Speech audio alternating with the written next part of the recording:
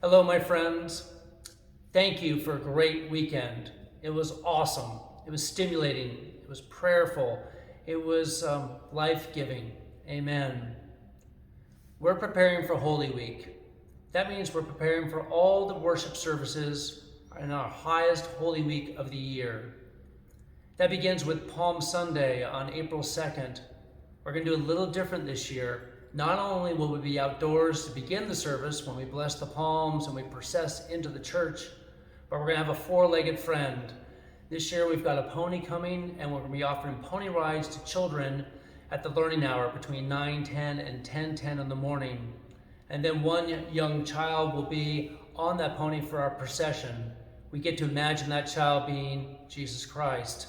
That is, to imagine ourselves in the actual scriptures as we recall Jesus' entry into the holy city, into Jerusalem. And then on Maundy, Thursday, we gather, and if you've not been part of our tradition before, at this evening we get together, we worship, we give thanks, and we wash each other's feet as Jesus taught us to wash each other's feet. And then we prepare with the agape meal teaching. We prepare ourselves to go into a time of deep prayer.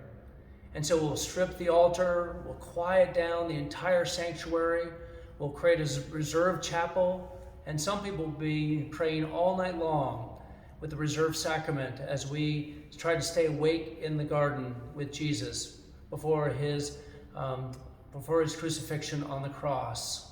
On Good Friday, we'll have a noon service and an evening service.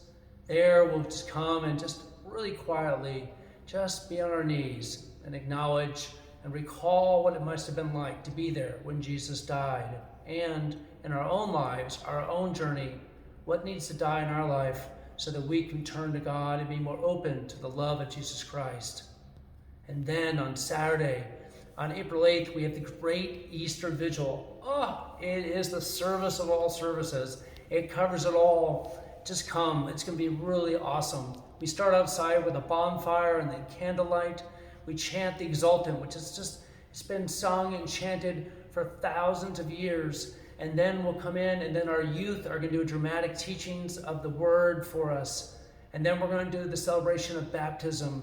And then we'll do the first Easter Eucharist. I know some of you aren't used to doing Easter Sunday, Easter service on the night before Easter Sunday, but that's what we do in our tradition. And then on Easter Sunday morning, because thank goodness there's so many of you who want to come to church that day, we're going to offer two services, one at 9 a.m., one at 11 a.m., and they're both going to be the exact same. Plenty of good music, plenty of good excitement, bells for alleluias, and we'll be giving thanks for the risen Lord Jesus Christ. When we prepare for Easter in our tradition and we prepare for Holy Week, we also recall that our tradition invites us to prepare for baptism and for adults to prepare for baptism and prepare for confirmation. Our bishop's coming in June to do just that with us. And so we want to get ready for that. So if you feel new to St. Thomas, if you feel new to the Episcopal Church, if you're feeling a little rusty on what we do in the Episcopal Church, we're going to be offering Episcopal 101. It's a very simple class starting on April 23rd. This week in the e-news, you will find a way to sign up for that and let us know you're coming. All are welcome to come to that. We hope to have as many of you as possible as we begin this journey of going deeper into our relationship here with St. Thomas. So this Thursday, you're going to find a lot in that e-news. You'll find out more about the bazaar and how you can help with that.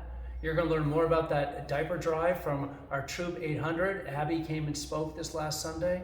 You're going to learn about the Easter lilies and how we want to have as many flowers as we want so that you can take them home after Easter Sunday. You're going to learn about those vestments I talked about, those rags the acolytes are wearing, and our goal to replace them. And so much more is on our e-news this week. Thank you for being part of St. Thomas. Thank you for bringing so much life to this community, and thank you for your love and prayers. Know my prayers for you this week. God bless.